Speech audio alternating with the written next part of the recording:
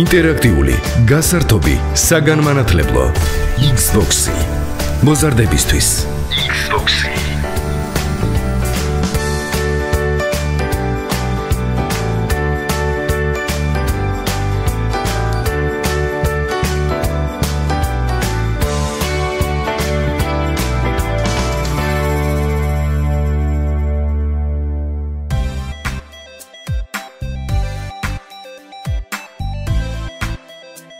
მოგესალმებათ ინტერაქტიული გასართობის საგანმანათლებლო გადაცემა, ანუ იგს-BOX-ი მოზარდებისათვის და ჩვენ მისი წამყვანები მარიამ ყანდინაშვილი და ქრისტინე სამხარაძე საზოგადოებრივი რადიო 1-ის ეთერში ტალღაზე FM 104-ზე, ასევე ინტერნეტ საიტზე რადიო 1.g წარმოგიდგენთ თემებს, რომლებიც ჩვენმა თანატოლებმა მოამზადეს თქვენთვის. დღეს გადაცემაში მოისმენთ ინტერვიუს ფსიქოლოგიური საკონსულტაციო ცენტრის იდილიას ხელმძღვანელთან, თინათინ ფანცულაიასთან და ცენტრის პროგრამის მომავლის კონსტრუქტორის მონაწილე ბავშვებთან. გარდა ამისა, დღევანდელ გადაცემაში თქვენ მოისმენთან ნახავთ. FM ბლოგერსს ანიშნეს, რომლებიც ჩვენი გუნდის წევრებმა საგანგებოდ თქვენთვის მოამზადეს. გადაცემის ბოლოს ტრადიციულად hit points შემოგთავაზებთ სხვადასხვა დროის ჰიტებით და ინფორმაციით მათი შემსრულებლების შესახებ. მანამდე კი გეტყვით, რომ ყველა ჩვენი თანატოლისათვის, ვისაც განსხვავებული და ახალი გამოცდილების მიღება სურს, ჩვენი კარი ისევ ღიაა და თუ იგს-BOX-ის გუნდის საქმიანობაში ჩართვა გსურთ, ამის გაკეთება ნებისმიერ დროს შეგიძლიათ. ესტუმრეთ გადაცემის Facebook გვერდს იგს-BOX-ი მოზარდებისათვის. თვალი გადაავლეთ გასული 2 სეზონის განმავლობაში ჩვენი გუნდის წევრების მიერ მომზადებულ მასალებს. შეერჩიეთ პირადად თქვენთვის ან თქვენი მეგობრებისთვის საინტერესო თემა. გამოგვიგზავნეთ თქვენი ნაწარი და ჩვენი გუნდის სიამოვნებით მოგცემთ საინტერესო და სასარგებლო გამოცდილების მიღების შესაძლებლობას. პირველ რიგში კი მოდი ერთად მოვუსმინოთ დაპირებულ ინტერვიუს, რომელიც ჩვენი პროექტის ავტორმა მარიამ ჩაწერა.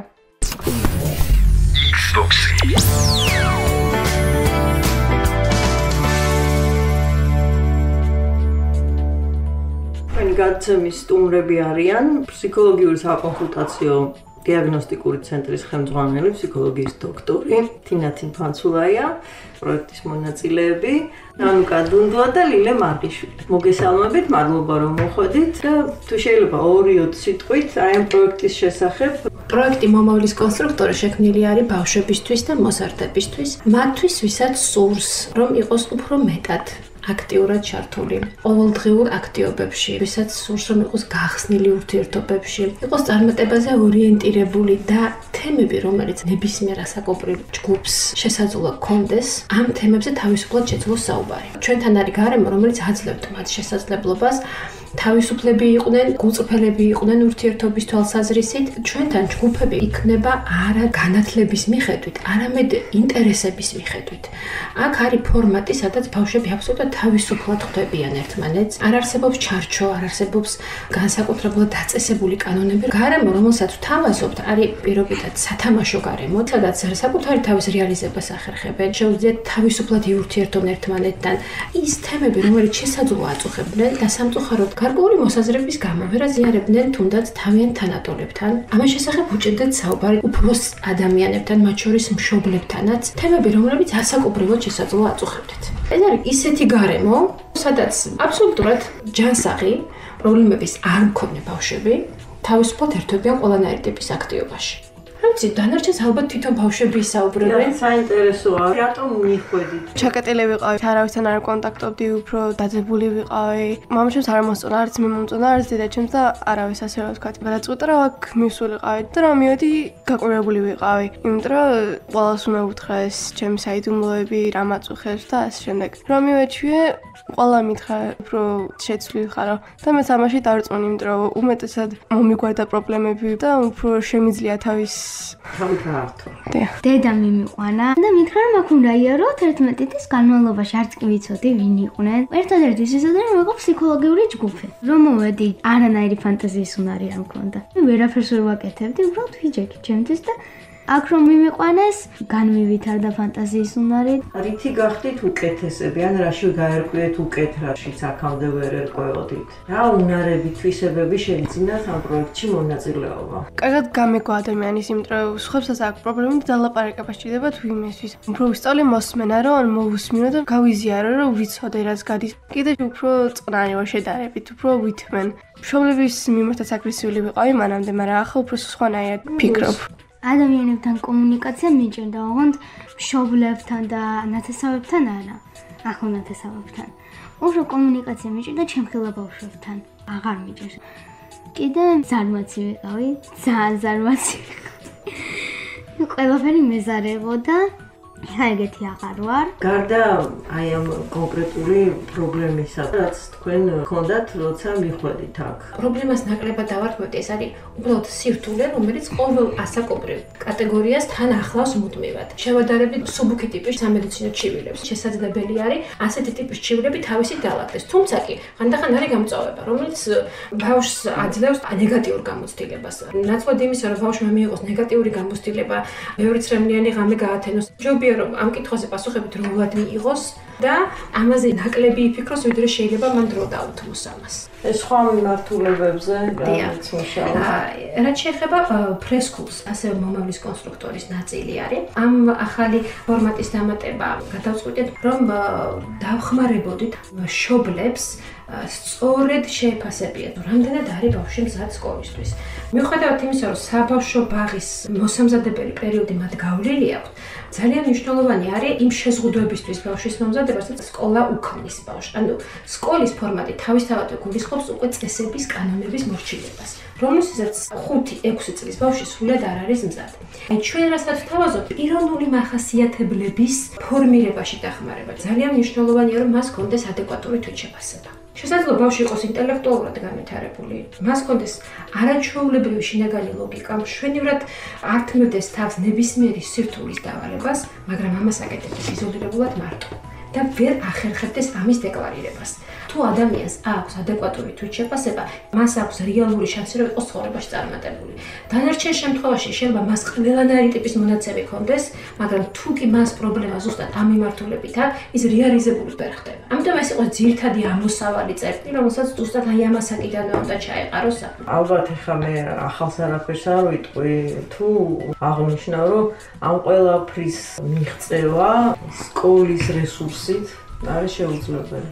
გეთანხმებით? ამ ეტაპზე ყოველ დიახ, სკოლის რესურსით ამის მიღწევა არის შეუძლებელი ერთი უბრალო მიზეზის გამო. სკოლაში ფსიქოლოგის ფუნქცია გულისხმობს იმას, რომ სასწავლო პროცესში უნდა იყოს ჩართული დაუშვათ ფსიქოლოგი, რასაც სამწუხარო რეალობაში ძალიან იშვიათად ხვდებით ხოლმე ამ ფუნქციას.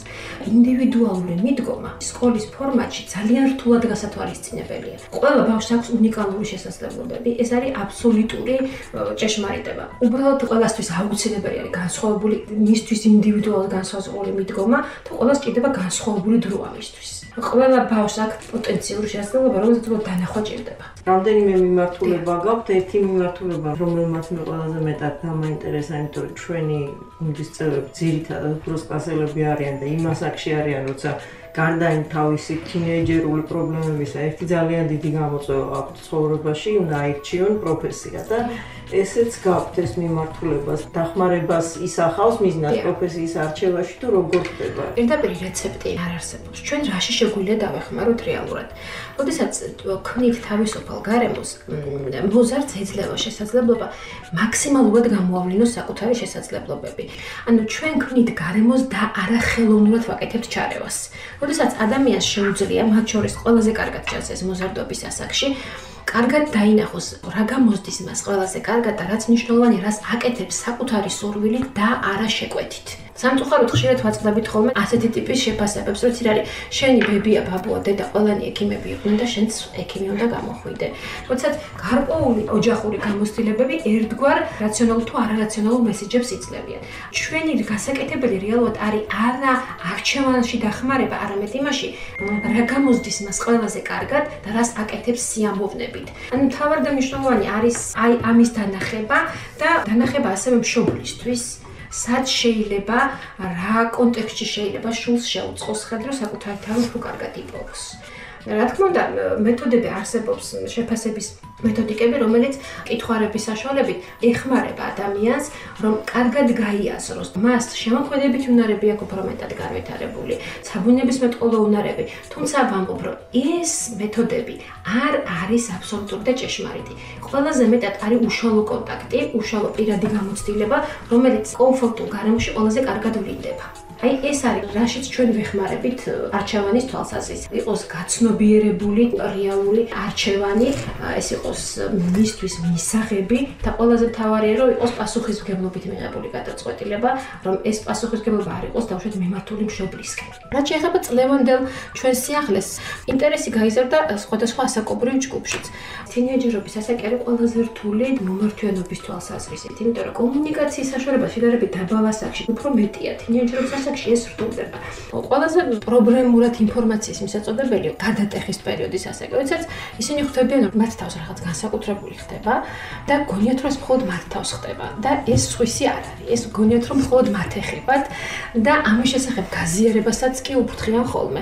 გონიათ რომ დავუშვათ მხოლოდ თვითონ არის რომელსაც არ მოწონს საკუთარი გარეგნობა. მხოლოდ თვითონ არის რომელსაც ურჩევნია რომ დავუშვათ სადღაც ჭრილში აღმოჩნდეს და ყურადღების ცენტრში არ აღმოჩნდეს. გონია რომ მხოლოდ მას აწუხებს ისეთი განსხვავებული აზრები, რომელსაც თვლის რომ სირცხვილია ამის გაზიარება. და ამიტომ ვცდილობენ რომ ასეთი ტიპის ჯგუფურ აქტივობებში ნაკლებად ჩაერთონ. უმეტესად მოგმართავდნენ ასეთი ასაკობრივი ჯგუფის ბავშვები ინდივიდუალურად. თუმცა წელს დგება პრეცედენტი, როცა აქტივობა გაცილებით გაზრდილია. ამიტომ მე თქვენი ეთერს ასე ვთქვათ გამოვიყენებდი და მიმართავდი ასევე მშობლებსაც და თინეიჯერებსაც. თუ აღმოჩნდეთ რომ დავუშვათ რაღაცის გამო ჩაიკეტეთ. აღმოჩნდება რომ საკეში იყურებით და საკუთარი თავი არ მოგწონთ. ეს ჩვენია დღეს აღმოჩნდეთ. გირჩევნიათ რომ დავუშვათ კომპიუტერში იყოთ გამუდმებით, ვიდრე ეკონტაქტოთ თქვენ თანატოლებს. გამძაფრებული გაქვთ რეაქცია თქვენთან შეფასებით დამოკიდებულებაზე. იმაზე მეტად აგრესიული ხართ, ვიდრე ცოტა ხნის წინ. ეს არის ის მახასიათებლები, რომელიც არა მარტო თქვენ გაქვთ. ეს არის ამ ასაკისთვის ბუნებრივად, ფიზიოლოგიურად დამახასიათებელია. და მე მინდა უბრალოდ გთხოვოთ, ნუ მიცემთ თავს იმის საშუალებას, რომ დარჩეთ მარტო, იზოლირდეთ გარემოსგან, იცოდეთ რომ მსგავსი სიტუაციები თქვენი ასაკის ძალიან ბევრ თქვენ თანატოლს აწუხებს. ამიტომ რომ შეცადეთ ამ თემებზე სასაუბროთ თქვენივე თანატოლებთან ერთად, თქვენთვის ყველაზე კომფორტულად შექმნილ გარემოში, არა სასწავლო, არა დამრიგებულ მენტორულ გარემოში, არამედ თქვენთვის მისაღებ ფორმატში მოხვიდეთ ჩვენთან. როცა არსებობს რეალური შანსი, რომ პროფესიონალებმა ეს პრობლემები უფრო ნათელ ფერებში დაგანახონ, რეალურად შესაძლოა უნდა გამოიყენოთ. ჩემი აზრი ასეთია. მშობლებისთვის მესიჯია. თუ შეძლებთ მხოლოდ ერთხელ მაინც რომ მოიყვანოთ ეს ბავშვები ამსეთ გარემოში, ჩვენ შევეცდებით ისინი დავაინტერესოთ და მეორჯერ უკვე თავიანთი სურვილით მოვიდნენ. მე ვფიქრობ, რომ ეს არის გარემო, სადაც არ განიკითხავენ, არ განკიცხავენ, არ აფასებენ, უბრალოდ usmenen და იზიარებენ. იქ სადაც შეგიძლიათ თავი იგრძნოთ დაცულად, კომფორტულად და გააცნობიეროთ ის, რომ ეს ტრაგედია არ არის, რაც თქვენ თავს ხდებათ, ეს არის ჩვეულებრივი ფიზიოლოგიური სიტუაცია, რომელიც ყველა ასაკს თავისთვის დამახასიათებელი ახლავს. იგს-BOX.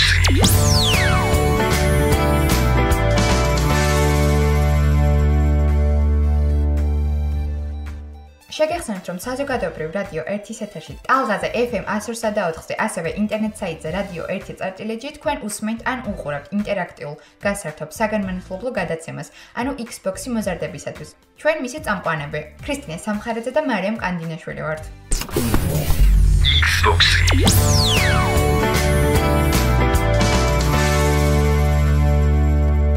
ცოტახანში FM ბლოგერში ამოგთავაზებთ. მანამდე კი გეტყვით, რომ ჩვენი გუნდი მზად არის ყველა ჩვენს თანატოლს, რომელსაც ახალი და განსხვავებული გამოცდილების მიღება უნდა ამის შესაძლებლობა მისცეს. გაიცანით ჩვენს საქმიანობას გადაცემის Facebook გვერდზე იგს-BOX-ი მოზარდებისათვის. შეარჩიეთ ჩვენი თანატოლებისათვის საინტერესო თემა და მოგწერეთ. მოვუსმინოთ FM ბლოგერს. FM ბლოგერი 102.4. FM ბლოგერი.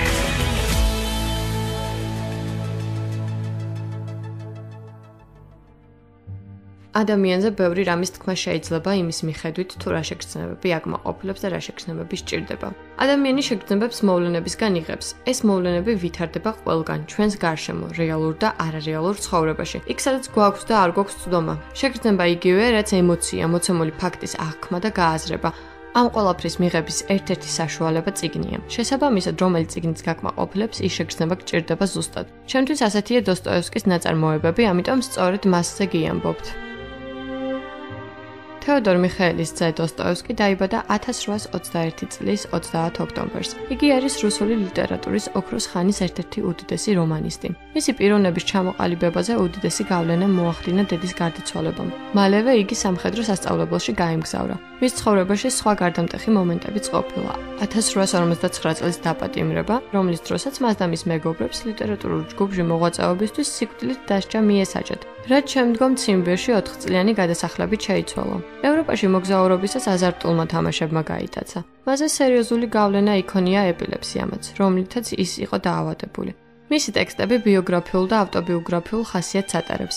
მათში ის ცდილობს ადამიანის ფსიქოლოგიის შეცვლებას და სურს მკითხველი ჩაახედოს ადამიანის ქვეცნობიერში. სწორედ ამიტომ უღრმავდება დოსტოევსკი თითოეული პერსონაჟის შინაგან სამყაროს. აქედან გამომდინარე შეგვიძლია ვივარაუდოთ, რომ იგი ნაწარმოებში ბევრ მნიშვნელოვან მომენტს იყენებს საკუთარი ცხოვრებიდან და ზუსტად გადმოცემს მის გრძნობებს პერსონაჟების ენით. იგი ყოველთვის წერს ისე, თითქოს საკუთარ ისტორიას გვიყვება. იდიოტში მიშკინის ენით ამბობს, რომ ყოლობისთვის კაცის მოკლა დანაშაულს აჭარბებს სისასტიკით. ასევე მოთამაშეში ნათლად ჩანს, როგორ იღლება ცხოვრებისგან ადამიანი, რომელიც ხდება აზარტული თამაშების მსხვერპლი. რაც შეეხება გამოჩენასა და მოგებას, მარტო რულეტზე კი არა, სადაც გინდათ ადამიანები მუდამ ერთმანეთს აციან ლუკმას და მუდამ მოგებას ცდილობენ. ხოლო გამოჩენა და მოგება რაოდენ საზღვრობაა, ის უკვე სხვა საკითხია. ციტატა მოთამაშედან. ზოგადად მისი ტექსტები ხშირად ეძღვნება როგორც ფიზიკური ნაკლოვანებების, ასევე სულიერი ტკივილებისგან გამოწვეულ პიროვნულ კონფლიქტს გარე სამყაროსთან. სუიციდი, სიღატაკე, დამამცირებელი ყოფა და მორალი თუ ამორალობა, რელიგია და რელიგიურობა. მისი ნაწარმოებების ძირითადი თემებია. ძმები კარამაზოვები გვიხატავს ადამიანის ყოფას არა იდეალურს, არამედ ცოდვით და შეცდომით, ნაკლით სავსეს. ნაკლით, რომლის წყალობით ადამიანი განსაკუთრებულია და რომელიც მის პიროვნებას უფრო საინტერესოს ხდის. დოსტოევსკის წერის სტილისთვის დამახასიათებელია გოთიკური ფიქციის, რომანტიზმისა და სატირის ელემენტები. შეიძლება ითქვას, რომ დოსტოევსკი ბევრი მწერალისთვის არა მხოლოდ მუზა, არამედ კულტიც იყო. მაგალითად, ვირჯინია ვულფი თვლიდა, რომ შექსპირის მერი არ არსებობს ასე ამაღელვებელი საკითხავი. ფრანც კაფკა დოსტოევსკის თავის სისხლით ნათესავად მიიჩნევდა. ქართველი მწერალი კონსტანტინე გამსახურდია თეოდორს მიიჩნევს ადამიანურსა და დემონურ შორის მებრძოლ გენიად. ხოლო მის გმირებს დემონურსა და ადამიანებს შორის მდგარ ადამიანებად. აინშტაინი კი მიიჩნევდა, რომ იგი იყო დიდად რელიგიური მწერალი, რომელიც სულიერი ცხოვრების საიდუმლოს იკვლევდა. ნიცშე კი ამბობდა: ერთადერთი ფსიქოლოგი, რომლისგანაც მე რაღაც ვისწავლე, არის თეოდორ დოსტოევსკიო. ამის მიუხედავად არიან ისეთებიც, ვინც დოსტოევსკის როგორც მწერლის გენიალობას ერთმნიშვნელოვნად არ აღიარებენ. მაგალითად, ვლადიმერ ნაბოკოვი მის ნაწერებს უფრო ფსიქოლოგიურს და ფილოსოფიურს უწოდებს, ვიდრე მხატვრული თვალსაზრისით დიდებულს, რასაც მოწმობს მისი სიტყვები: არანაირი დიადი მწერალი, მაგრამ ოდნავ მეტი ვიდრე საშუალო. ბრწყინვალე იუმორის გაელობა, მაგრამ ვაირო მათ შორის უნაყოფო ლიტერატურული ბანალობაა. ნაბოკოვი ასევე ნაკლად მიიჩნევდა, რომ მწერლის პერსონაჟები არ ვითარდებიან. ჩვენ ყველა მათგანს რომანის დასაწყისშივე ვეცნობით და ისინი ასეთებად რჩებიან ბოლომდე.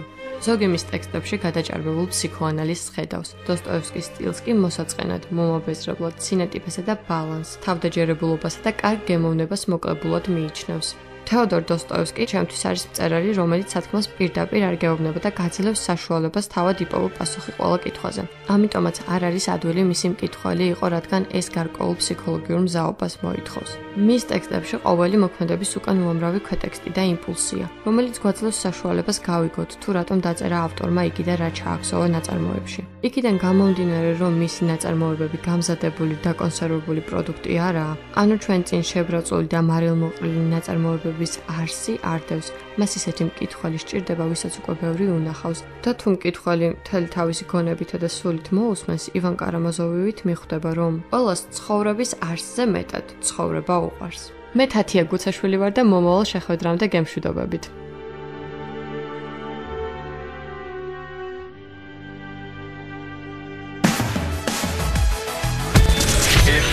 FM ბლოგერი 102.4 FM ბლოგერი.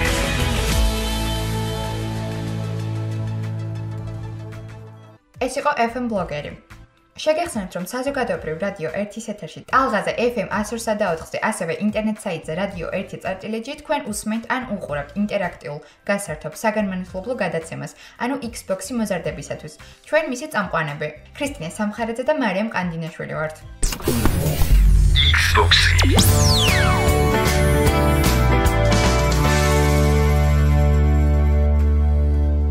იგს იგს-BOX-ში ახლა სანიშნეს დროა, მაგრამ ვიდრე მარიამი ერთი უცნაური ფობიის შესახებ მოგვიყვება, შეგახსენებთ, რომ თუ თქვენ ახალი და განსხვავებული გამოცდილების მიღება და იგს-BOX-ის გუნდის წევრობა გსურთ, ჩვენ სიამოვნებით მოგცემთ ამის შესაძლებლობას.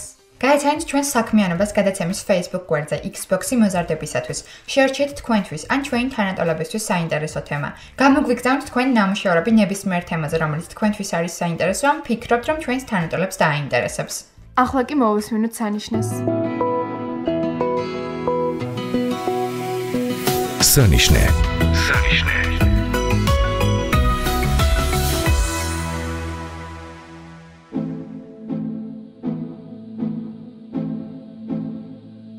ამბობენ, რომ ყველა ბავშვს უყვარს სასაცილო, ჭრელ-ჭრულად ანსაცმელში გამოწყობილი, უზომოდ დიდ ფეხსაცმლიანი, წითურთმიანი, თეთრსახიანი და წითელცხვირა არსებები, რომლებიც პატარების გახალისებას და გართობას ფერადი ბუშტებით, სურელური საქცელით და სასაცილო ან ზოგჯერ უკბილო ხუმრობებით ცდილობენ. თუმცა ვფიქრობ, ეს უფრო სტერეოტიპია ვიდრე სიმართლე, რადგან ზუსტად ვიცი, რომ არსებობენ ადამიანები, რომლებსაც უბრალოდ არ უყვართ ისინი. ზოგიერთ მათგანს ამ ერთი შეხედვით უწყინარი და მხერული კაცნობის დანახვა უსიამოვნო გრძნობებს უჩენს. მეტიც ზოგიერთს ეშინია კიდეც მათი. მე მარიამ ყანდინაშვილი ვარ და დედამიწის მოსახლეობაში გავრცელებულ უამრავ უცნაურ ფობიას შორის ერთ-ერთ ყველაზე უცნაურზე, კლოუნების შიშზე კი ამბობთ. ადამიანებს ბევრი რამე შიში შეიძლება ჰქონდეთ და სპეციალისტებმა ყველა მათგან შეარქვეს სახელი. აგორაფობია ხალხმრავლობის შიშს ჰქვია, აკროფობია სიმაღლისას, დენდროფობებს ხეების ეშინიათ, კლაუსტროფობებს დახურული სივრცის, ტრიპანოფობია ნემსის ან ზოგადად წვეტიანი საგნების შიშს ნიშნავს, ქიროპტოფობია ღამურების შიშს. ზოგ შემთხვევაში შიშის გრძნობაზე უფრო მეტად ძიზღი ან სიძულვილი შეიძლება ვიგულისხმოთ, როგორც მაგალითად ქსენოფობიის ან ჰომოფობიის შემთხვევაში. თუმცა ეს სულ სხვა თემაა. ჩემთვის ერთ-ერთი ყველაზე უცნაური და საინტერესოა კლოუნების მიმართ შიში, ანუ კოულროფობია. შესაძლოა თქვენც გყავდეთ ნაცნობი, რომელსაც ამ ერთი შეხედვით უწყინარი პროფესიის, მუდამ ხალისიანი და მომღიმარი ადამიანების დანახვა, რბილად რომ ვთქვათ, უსიამოვნო განცდას უჩენს, ზოგს პანიკაშიც კი აგდებს. ზოგიერთი წყაროცნობით სიტყვა კლოუნი მე-16 საუკუნის ინგლისში გაჩნდა და სოფრელს, გაუთლს ნიშნავდა. საინტერესოა, რომ სკანდინავიურ ენებში მსგავსი სიტყვა მოუქნელს აღნიშნავს. ერთ-ერთი მოსაზრების თანახმად საუკუნეების წინ ინგლისში ადამიანები სპეციალურად ღებულობდნენ საშიშ იერს, მტრებისაგან თავის დასაცავად და მათ შესაშინებლად. დროთა განმავლობაში ისინი კლოუნების კლანად გაერთიანდნენ. ასე თუ ისე დღეს ამ პროფესიის ადამიანებს სულ სხვა მიზანი აქვთ. ისინი პატარებისა და დიდების გართობაზე ზრუნავენ და ცდილობენ მათი სიმპათია დაიმსახურონ. ამის მიუხედავად ტერმინი კოულროფობია მაინც არსებობს და სპეციალისტები დიდი ინტერესით იკვლევენ ამ ფენომენს. ერთ-ერთი მიზეზი თუ რატომ აშინებს ადამიანებს კლოუნის დანახვა მათ შესახებ მედიით, ფილმებით ან წიგნებით გავრცელებული საშიში ისტორიები შეიძლება იყოს. ასე მაგალითად 1991 წელს გავრცელდა ინფორმაცია, რომ კლოუნი, რომელსაც ხელში ეშმაკის სურათი ეჭირა, ქუჩაში ბავშვებს აეკიდა და ცდილობდა მათ ფურგონში შეტყუებას. ედგარ ალან პო ერთ-ერთ მოთხრობაში გვიამბობს ისტორიას იმის შესახებ, თუ როგორ გათოკა მასხარა მეფე და მისი ამალა, მერე კი ცეცხლი წაუკიდა. ყველასთვის ცნობილია ფილმებისა თუ კომიქსების სარკასტული, ნახევრად შეშლილი პერსონაჟი ჯოკერი, რომელიც სულ სიცილ ხარხარით აკეთებს ბოროტ საქმეებს და შესაძლოა ბევრს ხიბლავდეს, თან აშინებდეს კიდეც. თუმცა არ არის გამორიცხული, რომ მისი არსებობა სწორედ კოულროფობიის დამსახურებაა და არა პირიქით. ბანკოზე გამოსახული ჯოკერის ისტორიაც გადმოცემის თანახმად შუა საუკუნეების საფრანგეთის ერთ-ერთი მეფის მასხარას უკავშირდება. თითქოს ბატონის გასართობად მასხარამ ბანკოზე დახატა 4 მეფე, რომლებსაც რეალური პროტოტიპი ჰყავდა. თვითონ ჯოკერად გამოისახა და საკუთარი თავი მეფეებზე მაღლა დააყენა. სინამდვილეშიც ხომ ზუსტად ასე იყო. ბანკოზე გამოსახულ კლოუნს რეალურადაც ბევრი უფლება ჰქონდა, ხოლო მასხარას შეეძლო მეფისთვის სიტყვის შებრუნება. კლოუნის ნიღაბს ბოროტმოქმედებით ხშირად ირგებენ. არც თუ ისე შორეულ წარსულში სასიკვდილო განაჩენი გამოუტანეს ჯონ უენ გეიტსს, რომელიც 6 წლის განმავლობაში ასახებდა თავს კლოუნად. მან საკუთარი პერსონაჟიც კი გამოიგონა სახელად პოგო და კლოუნის ნიღაბს ამოფარებული საქველმოქმედო ღონისძიებებშიც კი მონაწილეობდა. ამით მოიპოვებდა ადამიანების ნდობას და ადვილად აბამდა მათ სასიკვდილო ხაფანგში. ის სერიული მკვლელი იყო. ბოროტმოქმედი მსაჯულებს არ წვნებდა თითქოს მკვლელი კლოუნი მისი ალტერ ეგო იყო. რაც სასამართლოს მიერ დამნაშავი შეშლად ცნობის საფუძველი უნდა გამხდარიყო და სასიკვდილო განაჩენი ფსიქიატრიულ კლინიკაში იძულებითი მკურნალობით უნდა შეეცვალა. ძნელი სათქმელია, ასეთი ისტორიების შედეგია კოულროფობია თუ პირიქით, კლოუნების შიშია მათი შთაგონების წყარო. ერთი რამ ცხადია, კლოუნების შიში ისევე როგორც ყველა სხვა ფობია, სულაც არ არის სახუმარო და მასთან გამკლავება არც თუ ისე ადვილია.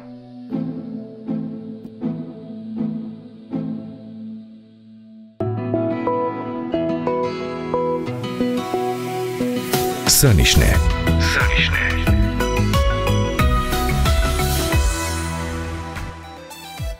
ეს იყო მარიამ ყანდინაშვილის სანიშნით კოულროფობიის შესახებ.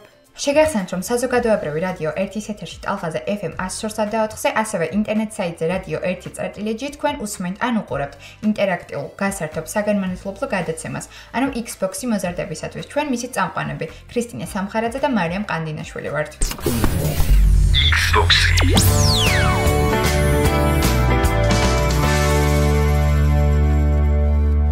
ამასობაში იგს-BOX-ში მუსიკისა და ჰიტ-პოინტის დრო დადგა, მაგრამ ვიდრე გავიგებთ რა გველოდება მუსიკალურ ბლოკში, შეგახსენებთ, რომ იგს-BOX-ში არა მარტო განსხვავებული და ახალი გამოსცემლების მიღება შეგიძლიათ. ჩვენი გადაცემის ვირტუალური ექსპერიმენტული კარაოკე ჩვენს თანატოლებს საკუთარი ვოკალური შესაძლებლობების მოსინჯვასაც გთავაზობთ. თუ ფიქრობთ, რომ საშუალო მუსიკალური მონაცემები მაინც გაქვთ, გიყვართ სიმღერა და არ ხართ წინააღმდეგი, თქვენი ნამღერი მეგობრების ვიწროწრაზე უფრო ფართო აუდიტორიას მოასმენინოთ, შეგვეხმიანეთ ჩვენი გადაცემის Facebook გვერდზე იგს-BOX-ი მოზარდებისათვის და ჩვენ სიამოვნებით მოგცემთ ამის შესაძლებლობას. ახლა კი მოვუსმინოთ hit point. Hit point. მუსიკალური ბლოკი. Hit point. მოგესალმებით. ეს არის hit point და მე მისი წამყვანი მარიამ ცოტნიაშვილი. ჩვენი თავობისთვის ერთ-ერთი ყველაზე საყვარელი და ცნობილი ბრიტანული როკ ჯგუფია Arctic Monkeys, რომელიც 2002 წელს შეფილდში დააარსეს ალექს ტერნერმა, მეტ ჰელდერსმა, ჯეიმი კუკმა და ენდი ნიკოლსონმა. ბენდის წევრები ამჟამად არიან ტერნერი, ვოკალი და ძირითადი გიტარა, ჰელდერსი, დრამები და ვოკალი, კუკი, რიტმ გიტარა და ნიკ ომელი, ბასები და ბექ-ვოკალი. ნიკოლსონმა ბენდი 2003 წელს დატოვა, მას შემდეგ რაც საკუთარი სადებიუტო სოლო ალბომი გამოუშვა. Arctic Monkeys 5 სტუდიური და 1 ლაივ ალბომი აქვს გამოშვებული. მათი სიმღერები ინდი, გრანჟ და პოსტ-პანკ როკს მიეკუთვნება. ბენდს აქვს 7 ბრიტი, აქედან 3 მიყოლებით მიიღო საუკეთესო ბრიტანული ბენდისა და საუკეთესო ბრიტანული სიმღერისთვის. ჯგუფი სამჯერ იყო წარდგენილი გრემიზეც.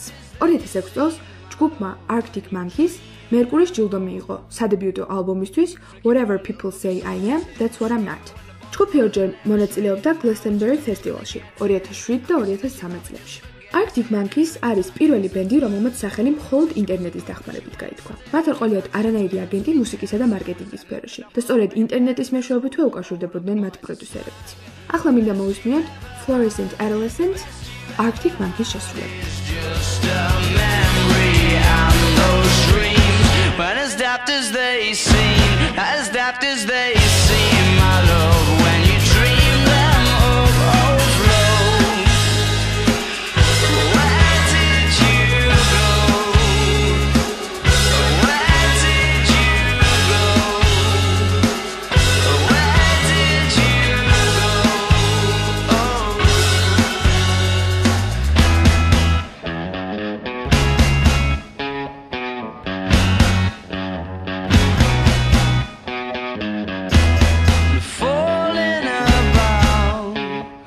Took a left off last life lane, just sounding it out, but you're not coming back again.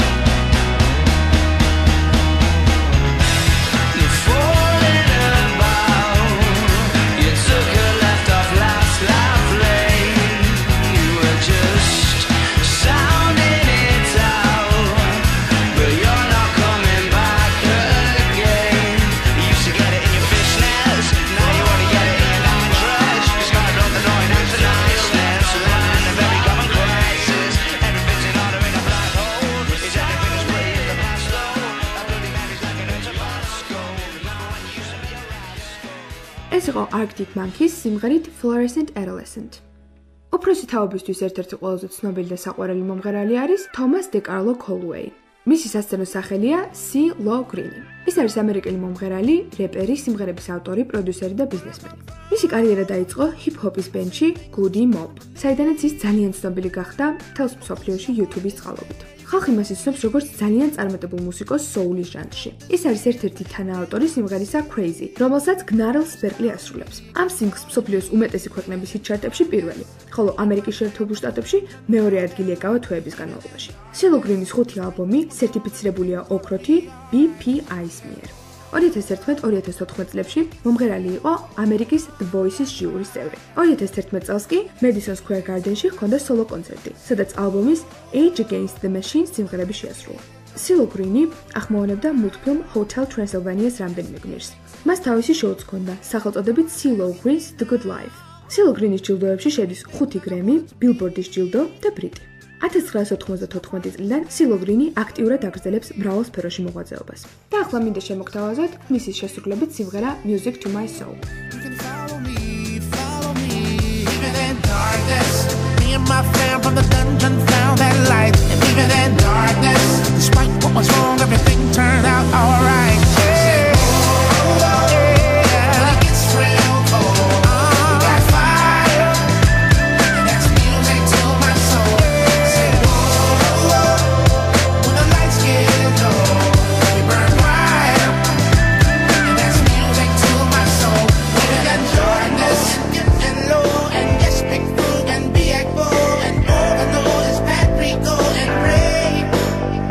And we got the witch doctor and yes, cool breeze and all of your homies from the dungeon years. And I can't forget my brothers being drained. Even in darkness, me and my fam from the dungeon found that light. And even in darkness, despite what was wrong, everything turned out alright. Said, whoa, when it gets real cold.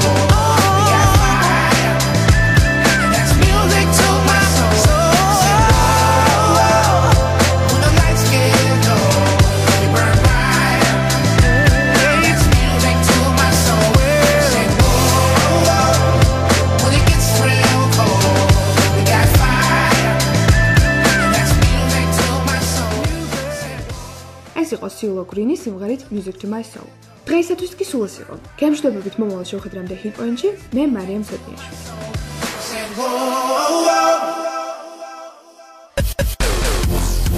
Hit point. Მუსიკალური ბლოკი. Hit point. ეს იყო hit point-ი. გადაცემა დასრულდა. ვიდრე დაგემშვიდობებით შეგახსენებთ, რომ თუ თქვენს გაგიჩნდათ სურვილი იგს-ბოქსის გუნდის წევრი გახდეთ, გაიცანით ჩვენს საქმიანობას გადაცემის Facebook გვერდზე იგს-ბოქსი მოზარდებისათვის. შეერჩიეთ თქვენთვის ან ჩვენი თანატოლებისათვის საინტერესო ნებისმიერი თემა და გამოგვიგზავნეთ თქვენი ნამუშევრები. ჩვენი გუნდი კი სიამოვნებით მოგცემთ განსხვავებული და სასარგებლო გამოცდილების მიღების შესაძლებლობას. ჩვენ გადაცემის წამყვანები ქრისტინე სამხარაძე და მარიამ ყანდინაშვილი იგს-ბოქსის შემოქმედებით ჯგუფთან ერთად მოუთმელთ ველით თქვენს გამოხმაურებას. შეგახსენებთ, რომ საზოგადოებრივი რადიო 1-ის ეთერში ტალღაზე FM 104.4-ზე, ასევე ინტერნეტ საიტზე რადიო 1.წერტილიჯი თქვენ უსმენდით ან უყურებდით ინტერაქტიულ გასართობ საგანმანათლებლო გადაცემას, ანუ იგს-ბოქს მოზარდებისათვის. გადაცემაზე მუშაობდნენ პროექტის ავტორი მარიამ მაცხანაშვილი და ხმის რეჟისორი მიხეილ კოჩაძე. მომავალ შეხვედრამდე.